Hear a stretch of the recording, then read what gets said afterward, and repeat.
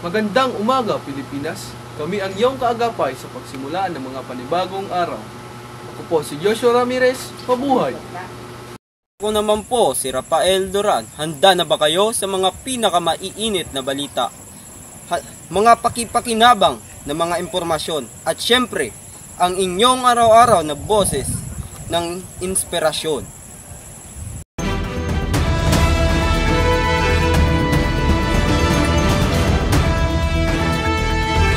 Ito ang mga nagbabagang balita ngayon sa Sports Bicol.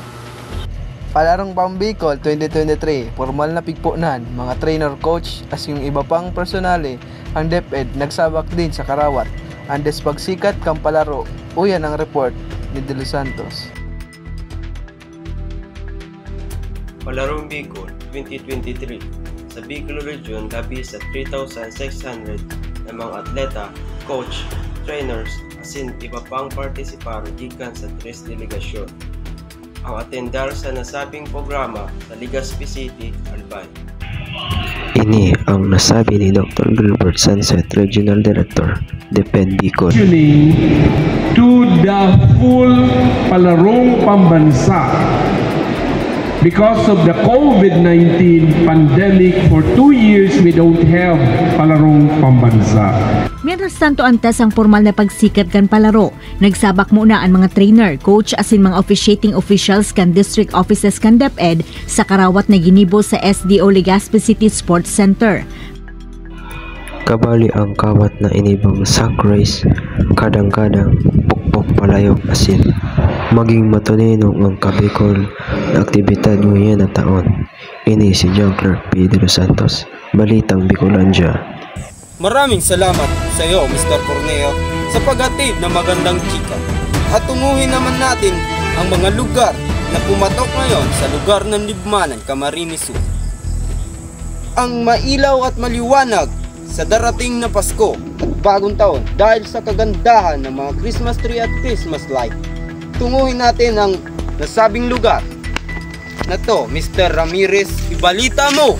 At andito nga pala ako sa nagsabing lugar ng Digmanan.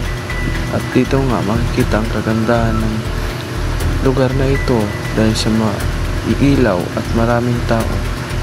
Sinasabi nga ang dinudumog ito ng maraming tao dahil sa kagandahan nito.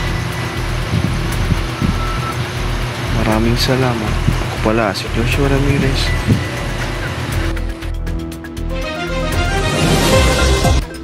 Sa aking balita naman, former President ng Pilipinas na si Pangulong Rodrigo Roa Duterte ay sinabi ang katagang, doon sila sa impyerno at doon tayo magkita-kita. Nung tinanong siya tungkol sa mga drug user at criminal, wala naman jurisdiksyon ang Senado sa impyerno. Tagot ito ni Teresa Hontiveros. Ma'am, presidente ako. Nagagastos ako sa gobyerno. Bakit ako magbubuhay sa mga putang inang yan? Kung yung pera na ipapakain ko dyan sa preso, ibigay ko na lang doon sa mga tao dyan sa walang bigat. So mas okay pong trabaho. Patayin sila kesa ipreso sila? Wala mo pakialam dyan sa kriminal, ma'am. So thank you for making that of record. Kung pakialam sa kriminal kung saan silang impernong gusto nilang pumunta. Well, Mr. Chair, for the record, you make your own history in this planet. Yes, Mr. Yun Chair. ang gusto nilang mangyari. Doon sila sa impyerno at doon tayo magkita. Well, Mr. Chair, wala namang jurisdiction ng Senado sa impyerno. Dito lang sa bansa natin pwede tayong mag-investigate. Doon tayo pupunta. Maraming salamat sa pagbalita, Mr. Burrito.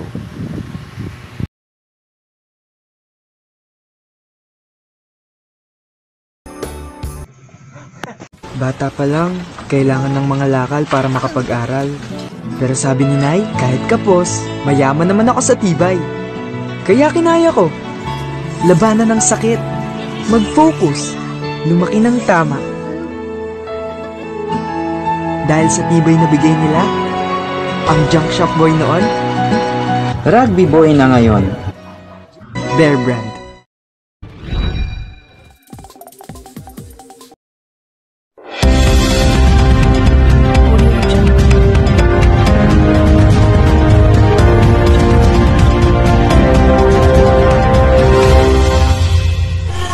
Good evening, this is Oliver with a quick weather update.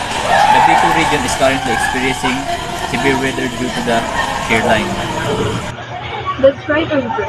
Heavy rains and strong winds are ongoing.